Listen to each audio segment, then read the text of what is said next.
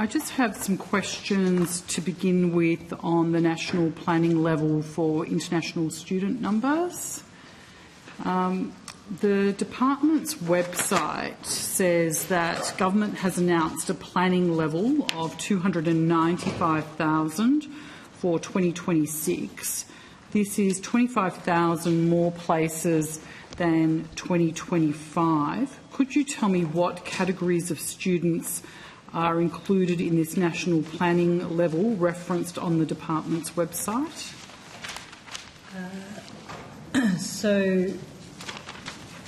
Senator, the national planning level is essentially allocated across higher education and VET. So of the 2026 level, there will be, what's the total for VET? It's Chris Allich, Assistant Secretary, International Defence. The only sort of published number is the total allocation, because that's the only one that matters for the national planning level. That will include VET, higher ed, and CRICOS, and ELICOS providers, so the English language. So a collection of that. Do you have a breakdown of those numbers, or are they global numbers? They're global numbers. We have the headline number of 295,000, and then each provider gets its own allocation, which is also being published. All of the VET providers numbers have been published on the website, and the higher ed providers are published on the Department of Education's website. Okay, so just so I have a clear understanding, is how did you determine, like, was there a ratio between higher ed and VET, or like how were the categories allotted their numbers of that 295,000? Do you? So I can provide a broad answer. Yeah. So that obviously the decision to set the amount was decision of government. Of course. Yeah. And they looked at the previous year, so the 2025 year, and government made a decision to apply a modest increase. I just meant the categories. How do we apply the numbers in the categories rather than the total number, if that makes sense? So it was based on recognising the impact of COVID. It was partly based on the historic numbers across VET, CRICOS and higher ed. The other factors were public providers. So public providers have essentially don't have an allocation. They can go above their numbers. The other consideration was strategic RTO providers. So, for instance, in aviation, just thinking about what's the appropriate allocation where they really deliver a very strategic, focused course. And then we also have a mechanism for small to medium providers, so who have historically had quite small numbers, but making sure that that's reflected in the allocation. The allocation is really around priority processing, so it's not a guarantee of how many visas will be allocated and therefore how many students. It's about saying, that we're allocating essentially this many student applications for priority processing. Got you. Would you know how many? Do you have rough numbers on percentages of how many are for VET and how many are for higher ed? We will. So I'm very conscious because you've written to us about this question, and we are liaising with the Department of Education, who's essentially the data custodian for this data. So we are working on that request, and we'll be able to take that on as part of that. Take that on notice and come back to it. I would appreciate that. And just for my own understanding, can you sort of outline for me what is the department's responsibility for international education? Just what is in with your remit and what isn't?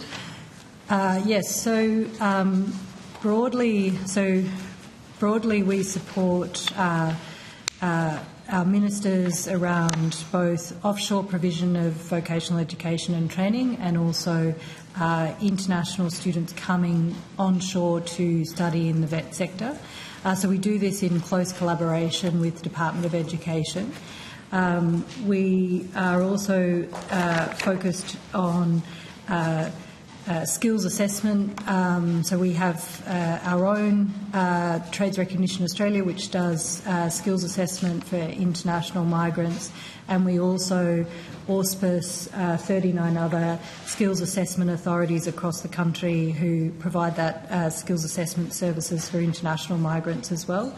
And broadly also very engaged in the government's international diplomatic strategies and free trade strategies as well, and how we can support through the skills and broader skills and training sector.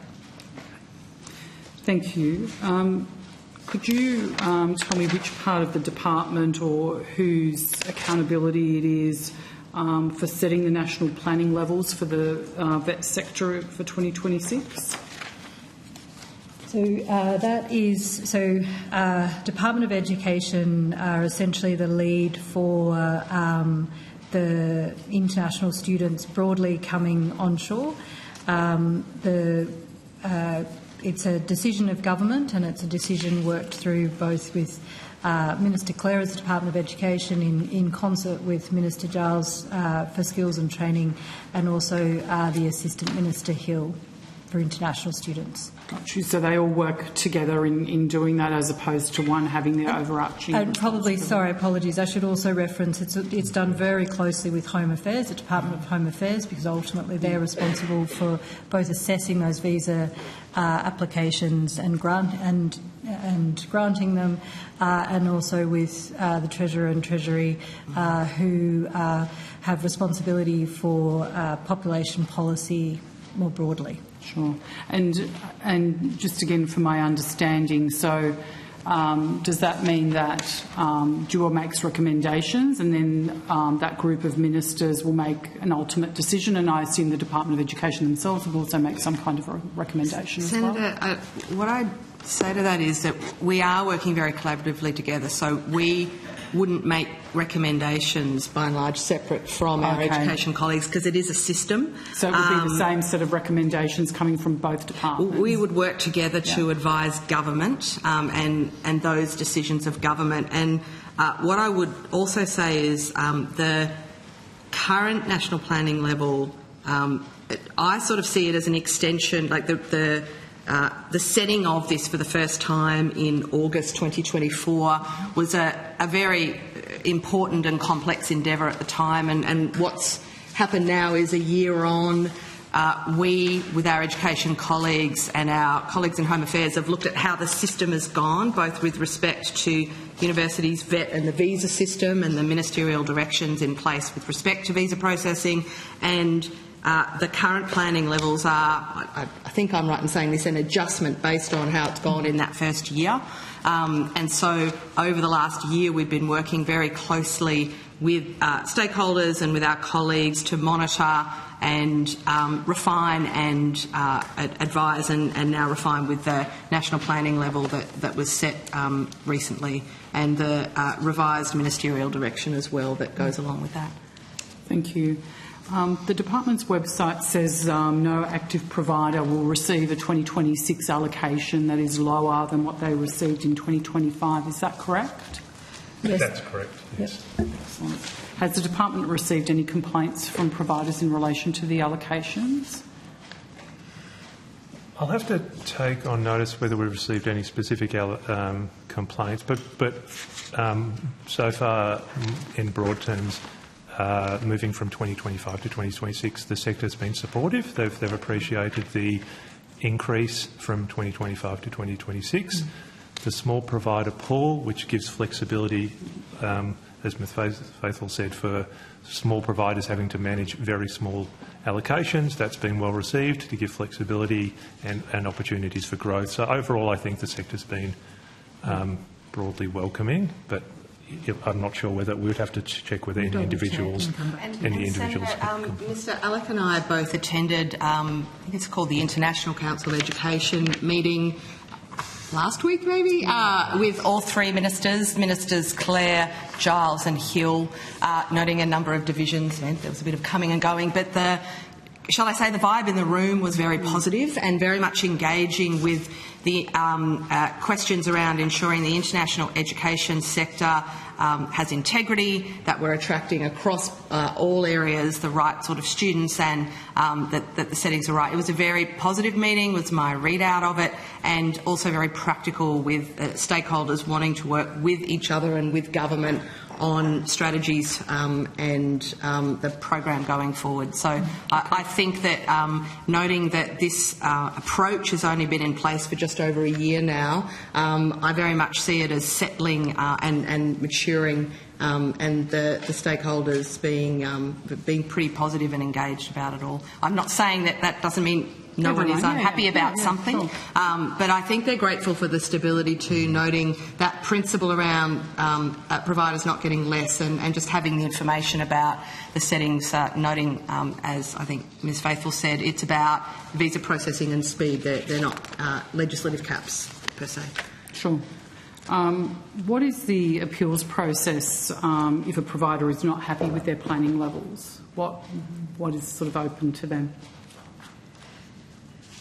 If there is one. Yeah. So they are. So I think it's a good question. There is capacity within the allocation. So there is previously in 2025 and in 2026 there has been some capacity essentially reserved for any particular issues, the unanticipated issues or areas of need.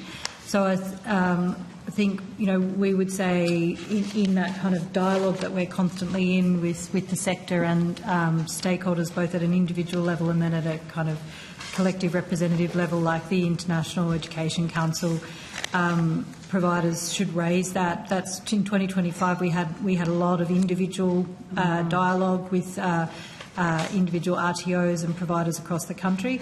So raise that with us, and then we can work with ministers to consider their particular context and situation.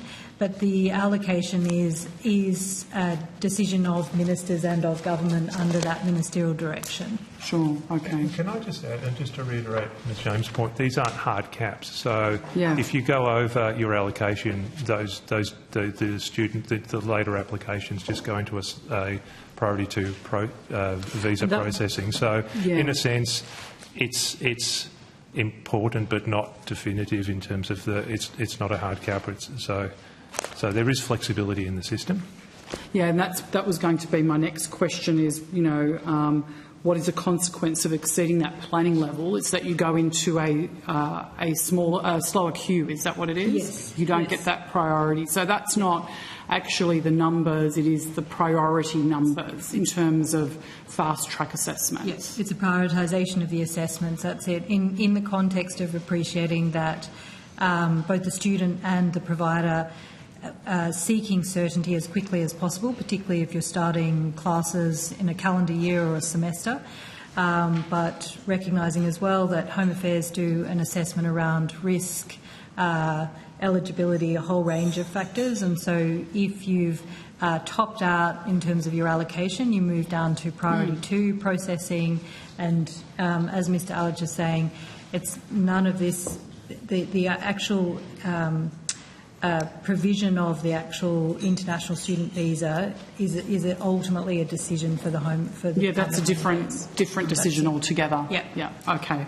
And I did ask this question in advance, so you may have to take it on notice. But at a sector-wide level for vet providers, what are the actual numbers of international students commenced and enrolled against the planning levels as at 31 December last year, 2024, and then 2025 year-to-date, the data that you do have, so we can get an understanding of what the actual numbers are versus these planning levels? We can, so as I said, we've got your letter with that request around the data, and we are working with the if you need to provide on notice, so we'll bring that on, sure. on notice, but we definitely we are able to provide that. Yeah. And then just again, so I have an understanding of how the process works. So if if providers go over these planning levels, they go into a slower lane, is there any sort of communication or discussion with them sort of going, hey, you know, you need to slow down, or that doesn't really matter because this is just a priority queue assessment? The numbers that come through are of no consequence effectively, it's just how you assess them. Is my understanding correct there? So again, Department of Education manages all of the data, and they track through the PRISMS data set. They track almost live data applications, and because Home Affairs obviously need to know that quickly to make the decisions around prioritisation. That information is fed routinely back to providers, so they'll know. Again, this is a question for education, but my understanding is on a weekly basis or very frequently basis where they're at, tracking against their allocation. So they'll have a very good sense of when they hit when they're approaching their allocation, and again, it'll be different for different providers. Some providers will go by semester, so a lot of the higher education providers take semester, so they'll have large enrolment blocks, and then they'll have a period of no enrolments, and then they'll have a second semester, whereas some other more vet providers will have more of an ongoing enrolment process. But each provider will have a different way of how they deliver their courses and their student intakes, but they'll get very frequent data in order to sort of manage their business and see how they're tracking. So that's live data as opposed to you being, or the Department of Education being required to communicate things to them. They can see where they're up to. Yeah, that's a question you'll have to put to Department of Education. Put to the Department, but from your perspective, that's right. Correct. Yeah. Okay, thank you. That's very clear. So my next question relates to course level data for fee-free TAFE. Minister Giles's media release of 21st of November 2025 provides fee-free TAFE data relating to enrolments and says that the care sector is the most popular course category, which is interesting given the discussion we just had, then technology and digital courses, and then construction. Is that correct? Is that consistent with the data that you have? Yes. So, Senator, thank you for the question, and I will hand over to Ms McDonald, but I might just... So, total enrolments for July 2023 to September 2025 show, relative to our previous conversation, Certificate 3 in Individual Support, then Certificate 3 in Early Childhood Education and Care. Next is Diploma of Nursing. Next is Certificate 4 in Training and Assessment. So that's really key for us because that's about creating more trainers to train people. And then Certificate 3 in Information Technology is the next highest enrolment. Do you have the top 10 there? Like what comes sort of around the digital courses? Obviously the IT is the digital course or technology, and around construction, what the other courses are? So, Senator, I only have the top 5 courses here, but I do have the enrolments by sector, if that would be useful. Yeah, that would be great. Okay, so agriculture, and these are the national priority sectors. Agriculture has had 25,700 enrolments to date. Care, which was referenced in the Minister's media release, 198,000 enrolments, so that's 27.4% of free TAFE overall. Construction has had 59,000 enrolments, which is 8.1%. Early childhood education and care, 56,000 enrolments, which is 7.8% overall. Hospitality and tourism, 27,494.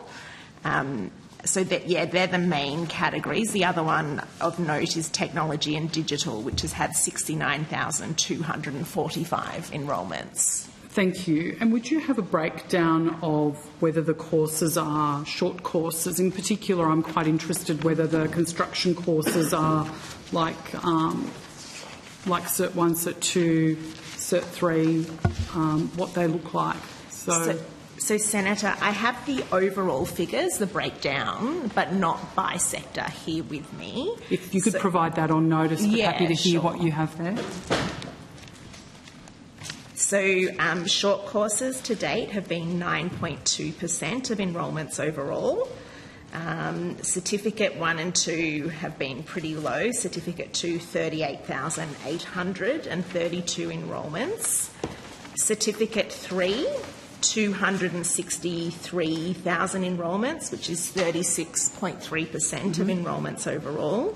Certificate 4, 234,000 enrolments, which is 32%. And diplomas, 119,040 enrolments, which is 16.4%. So most of the courses are Certificate 3 and above. And above, yeah. Thank you. Can I take the department to a response to a question on notice? And they're available here to be tabled if needed, to Quan 1756. Which is SQ 25001756. In this, the department states that student level data is not shared with the Commonwealth as a part of state and territory reporting under fee-free TAFE. I'm just trying to understand how the department is able to derive the data at course level as outlined in the Minister's media release on the 21st of November. If that's not done? So, Senator, we receive quarterly reports from states and territories. So they provide us with the number of enrolments and completions overall. They provide it by sector, by individual courses and by RTOs. However, it's not attributable to an individual student. So we can't say student A has had this pathway within free TAFE. So we get all of the data combined and provided to us. Right. So then how do we actually know what the outcomes are from the fee-free TAFE if we can't connect it to the individual student? Yeah, sure. So we look at a number of factors in terms of looking at the outcomes from free TAFE. We consider the impact of enrolments by priority cohorts and by sector, where also at the moment there is an independent evaluation of free TAFE underway, which is the midpoint of the existing free TAFE agreement. And so that evaluation is looking at the outcomes overall from free TAFE. Okay. And so will future reporting be modified or changed to be able to see this? Yes. So for ongoing free TAFE, which starts from 1 January 2027, we're working with NCVER, the National Data Custodian, and all states and territories to integrate free TAFE into the National Data Collection, and that will mean we'll be able to track more of these outcomes. Great. So there'll be a requirement on states and territories to provide that data via that mechanism? Yes, correct. Okay, yeah. Wonderful. And that's from January 2027? Yes, that's what we're working towards. Okay, thank you very much. So under the fee-free TAFE skills agreement, is a student counted as a fee-free TAFE enrolment each time they enrol in a course? So is it course-based? Or is it student-based? So if we have the same student enrolling in multiple courses, is that counted as one? Or if that person's enrolled in 5 short courses, is that 5 enrolments? Or is that counted as 5? Yeah, it's done on a course basis, so that would be fine. Right. So individuals enrolling for multiple courses will be counted multiple times. And I think that's reflective as well of the VET system being a modular system. So for us, from a policy perspective and from a Commonwealth perspective, we are comfortable with this idea that a student might enrol multiple times because they might be moving up from Certificate 3 to Certificate 4, or they might be doing certain modules of a training package to complement the skills they already have, and then building additional skills to be able to do new types of tasks and roles in their workplace. Okay. Does the department hold data at a student level? No, Senator. Would that be something that you'd be seeking as in terms of the new data requirements that you're aiming for from January 2027 to actually monitor via student level as well? Yes, that's right. From 1 January 2027, okay. We'd have greater ability to track okay. at a student level. When states claim Commonwealth payments for fee-free places, is funding linked to enrolments or course completions? So, Senator, it's related to enrolments. So we pay based on how much funding states have committed to free TAFE. Right. Yeah. So the payments to the states and territories are made on the basis of how many individuals enrolled for that course or these courses, and if a cohort or a substantive cohort drops out during that course and it's not completed, the payment remains. So, Senator, under the agreement, states and territories are required to redirect any unused funding into other free TAFE places. So if a student withdraws, the remaining funding for that student would move back into a pool, perhaps. Yes, and facilitate additional enrolments. Okay. Yeah. Thank you. So thinking about the data that we're sort of seeing, or the elements of the data that we're seeing, when the government uses the enrolment numbers as a measure of success instead of the completion levels, we would obviously have a certain skew in terms of the success of the program. If someone starts something, it's very different to whether they finish it or not. Yes. And do we have any data on the dropout rates and why the dropout rates are there? So I think there's a couple of factors for us in relation to measuring the success of free TAFE. So as we've just talked through, a large proportion of the students are doing long-form courses, so Cert 3 and Cert 4, so we're anticipating that those courses are multi-year. A large proportion, 81.2%, are studying part-time. So again, we're anticipating that, in terms of being able to measure, so VET data is a stock and flow model because of those factors.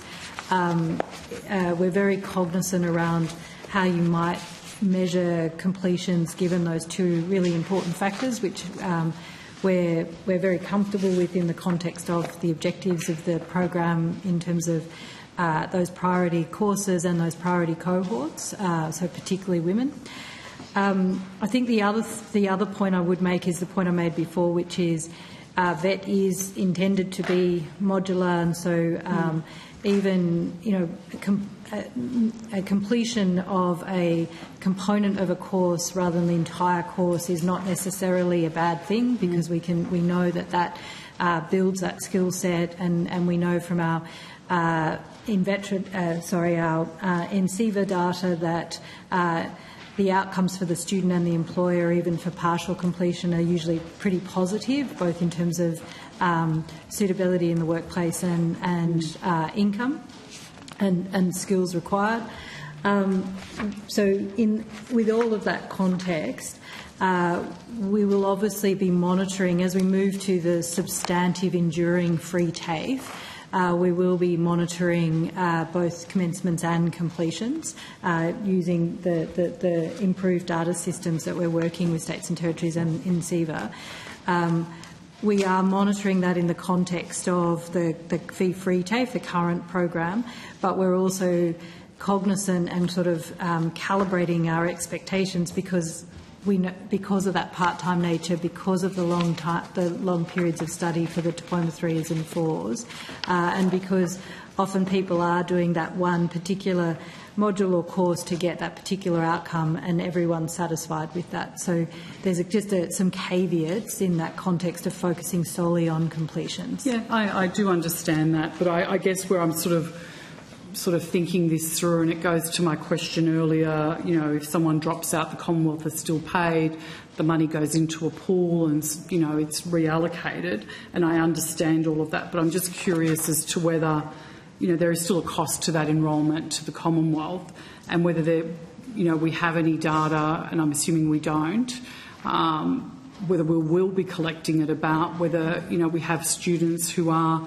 sort of having a bit of a taster of a lot of different courses over time because there's no sort of impact of doing that, and there's no cap on the number of courses you can try, and then also the impact to other students who are trying to get into those courses. So I'm just sort of having to think through that element. So we can talk through the completion numbers to date. I think the other thing is the fee-free TAFE component, and Ms McDonald can probably better articulate, is there is still matched funding from essentially from the state and territory government, and in some instances the student is also making some level of contribution. So there is still an investment from all of the relevant parties involved, and so I think I just probably wanted to reflect on that in the context of it's not just Commonwealth investment here in terms of return on investment for the money and the outcome, but in terms of enrolment completion data.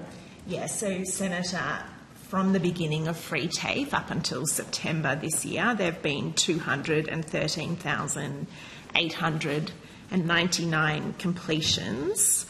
And I can also break that down by cohort. So, are you able to tell me out of how many enrolments? So the number of enrolments is overall it's 725,000 enrolments.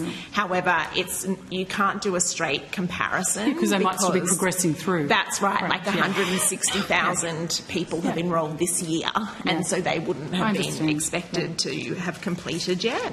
In fact, I think based on the data Ms Faithful gave before, noting 80% are part-time and the majority are in Cert 3 and 4, which are over a longer period. And the diplomas then as well. You would expect a number of them to still be in the system if they're still studying, and far be it for me to make the comparison with university, but we are talking about longer-term studies.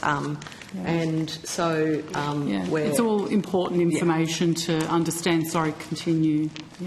So of the cohort that started in 2023, there have been 132,000 completions. For the cohort that started in 2024, there have been 65,885 completions. And for people that started this year, so far there have been 15,700 completions. So that does illustrate that the longer people have to complete their courses, the more completions occur, particularly with that 80% of vet students typically being part-time. Yeah, especially if those individuals are reskilling and still working in other jobs. Yeah, that's like right. That. And we also have 62% of enrolments are from women who obviously have greater caring responsibilities. As we always do. Yes, unfortunately. Yeah. I guess my next question would be then, would it be the advice of the department or a consideration of the department to seek a better agreement with the states in terms of actually collecting more timely completion data, so it's easier for all of us to understand the benefits and then the challenges and how we can address each of those appropriately? So we're currently negotiating the free TAFE, the ongoing and enduring free TAFE program with states and territories, and we are working through those kind of key questions around reporting, in addition to the work that we are doing with the NCVER around the flag for free TAFE, but also their work on broader completions data across the entire cohort of vet. Yeah. So yes, is a short answer. Yeah. And I guess if I'm thinking about it, the fee-free TAFE program began in January 2023, yes. Is that correct? Yes. So basically we've got, almost 3 years of a project that is about, I think, $1.5 billion, something like that, where we still don't have a great deal of granular data, and it's going to be another year before we get it. Does the department have any guidance or sort of, other programs historically where you've had a scenario like this, where you've had a long period of time without that detailed reporting and what the outcomes of that have been and what learnings we could have to perhaps accelerate the data collection here so we have a better and clearer picture? Yeah, so I guess what I'd reflect on is the policy objectives for the original program was really around priority cohorts and priority courses and really generating uptake into those courses and by those cohorts who had previously seen access to VET and TAFE as a barrier and often cost barrier. I think that the reporting that we have been collecting from states and territories has given us a good sense that the investment has delivered on those two key policy intents. We can talk through as well, that the populations that have been accessing free TAFE. We've also got a lot of qualitative data that indicate, qualitative feedback from students and from TAFEs, and that was considered in the committee hearings about the impact that it's having in terms of people's decision making. The schedule that we've had in place for the original program is actually quite similar to schedules that have been that have supported programs that have been sort of essentially 1 or 2 year or 3 year programs, one off. So I'm thinking about schedules during COVID, etc. So I think we have in terms of accountability for the program. Recognise we can always do more, but I think we've been fairly comfortable with the level of data that we've been getting relative to those policy objectives. And then, yes, now that it becomes an enduring program, we absolutely want to integrate it into that broader VET accountability and data that we're always constantly working with states and territories to improve. Recognising that there's quite a lot of accountability for VET nationally in terms of both the success of employer satisfaction, student satisfaction, and commencements and completions, and that kind of transparency across the system. Okay. Thank you so much. That's all from me, Chair.